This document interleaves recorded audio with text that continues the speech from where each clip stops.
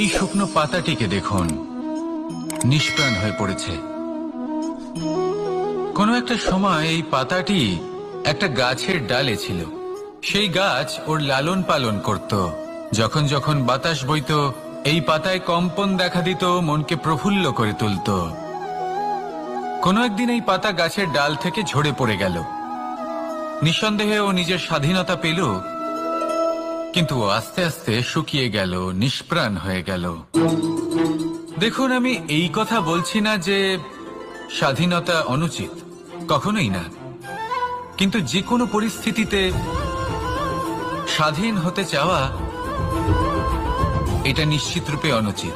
আমরা যদি আমাদের জীবনে পরিবারের গুরুত্ব ভেবে দেখি, তাহলে এই পরিবারে যতই মতভেদ থাকুক না কেন, যতই মনোমালিন্য থাকুক না কেন, যতই বিবাদ থাকুক না কেন, এই সব মিটিয়ে নেওয়া অত্যন্ত প্রয়োজনীয়।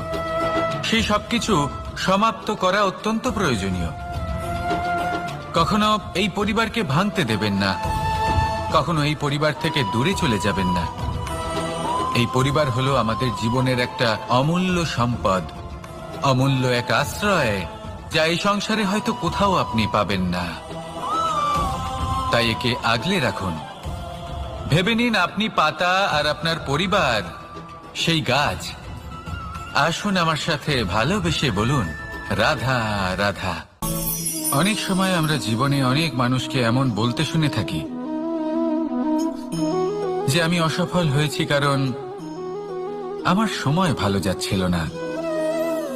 আমি এই জিনিসটা লাভ করতে চাইছিলাম কিন্তু করতে পারলাম না কারণ আমার সময়টা ভালো যাচ্ছিল না। আমি আমার জীবনে ওই মহান কাজটা করতে চাইছিলাম কিন্তু করতে পারলাম না। কেন? কারণ আমার সময়টা ভালো যাচ্ছিল না। কিন্তু যে মুহূর্তে ভালো সময় আমার জীবনে আসবে, আমি সব কিছু প্রাপ্ত করব। এমন প্রায় প্রত্যেকেই বলেন। আসুন একটা কথা বোঝা যাক। একজন মালিকে দেখুন, সে প্রত্যেক দিন গাছের সেবা করে, তাকে জল দেয়, তার যত্ন আত্তি করে। কেন? প্রত্যেক দিন সেই গাছ ফল দেয় না। সঠিক সময় এলে তবেই সেই গাছ ফল দেয়, কিন্তু প্রত্যেক দিন মালি তার সেবা করে, তাকে যত্ন করে। শুধুমাত্র তখন করে না যখন সেই গাছ ফল দিতে সক্ষম। আর যদি মালি গাছের যত্ন প্রতিদিন না করে, তাহলে হয়তো সেই গাছ ফল দিতেই পারবে না। এটাই হলো আমাদের জন্য একটা শিক্ষা। যখন সময় আমাদের জন্য অপেক্ষা করে না, তখন আপনি সময়ের জন্য কেন অপেক্ষা করছেন? ভালো সময়ের জন্য অপেক্ষা করবেন না।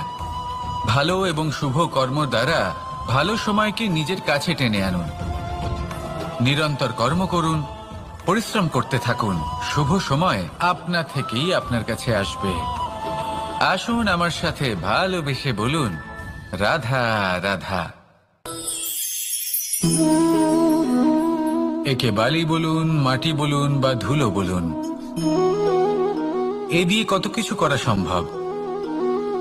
এ দিয়ে আপনি নিজের বাসস্থান নির্মাণ করতে পারেন, প্রাচীর গড়ে তুলতে পারেন, অট্টালিকা নির্মাণ করতে পারেন।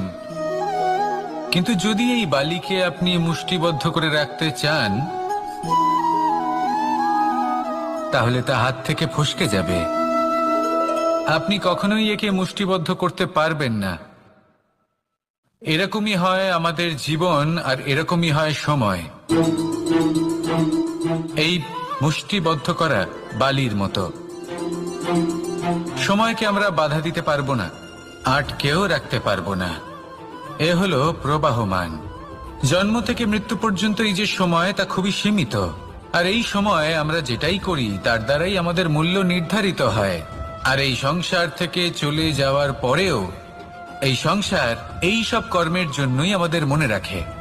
তাই যদি আপনি এটা ভাবেন যে আজ যে কর্ম করার ছিল আমি না হয় কাল করে নেব, কাল আমার লক্ষ্যে পৌঁছানোর কথা ছিল আমি পরশু পৌঁছবো, না, এই সময় খুব মূল্যবান, একে নষ্ট করবেন না।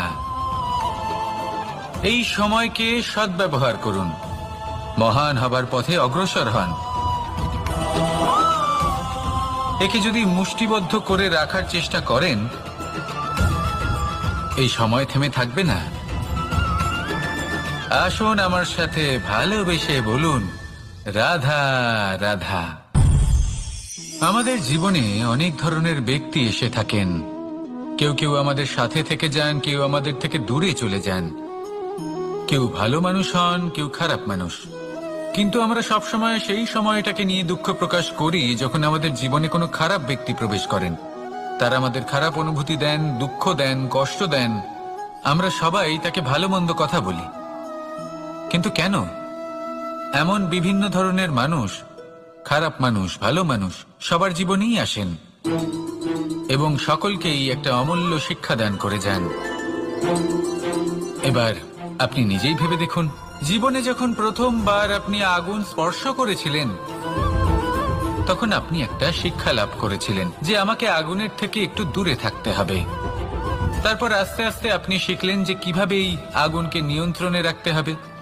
তারপর আপনি শিখলেন যে কিভাবে নিজের জীবনে তাকে প্রয়োগ করতে হবে, তা সে অন্ধকারে প্রকাশ লাভ করার জন্য হোক বা খাবার বানানোর জন্য। সেইভাবেই কোনো খারাপ ব্যক্তি যখন আপনার জীবনে আসে কোনো শিক্ষা দিয়ে যান, তার প্রতি কৃতজ্ঞ থাকুন। তার বিষয় খারাপ ভাবার বা খারাপ অনুভূতি নিয়ে থাকার কোনো প্রয়োজন নেই। সেই শিক্ষা লাভ করুন, ইতিবাচক মনোভাব নিয়ে জীবনের সামনে এগোতে থাকুন। কেউ নেই যিনি আপনাকে বাধা দিতে পারেন। আসুন আমার সাথে ভালোবেসে বলুন, রাধা রাধা। এই সংসারে অনেক অনেক এমন জ্ঞানী আছেন যারা নিজের সমস্ত জীবন জ্ঞান অর্জন করতে অতিবাহিত করেছেন। এই সংসারে এমন কোনো বেদ নেই, কোনো পুরাণ নেই, কোনো শাস্ত্র নেই, কোনো ভাষা নেই যা ওনারা জানেন না। এমন কোনো বিষয় নেই যা নিয়ে ওনারা কোনো বক্তব্য রাখতে পারবেন না। কিন্তু আমরা এই সকল জ্ঞানীকে কি ভালোবাসতে পারি? এনাদের সকলকে সম্মান করতে পারি না। কারণটা কি? দেখুন, বেদ পড়া একটি আলাদা বিষয়, বেদনা বুঝতে পারা অন্য ব্যাপার। এবং বেদনা বোঝার জন্য, সেই জ্ঞান লাভ করার জন্য আপনাকে মন থেকে করুণা এবং প্রেমের সঠিক অর্থ বুঝতে হবে।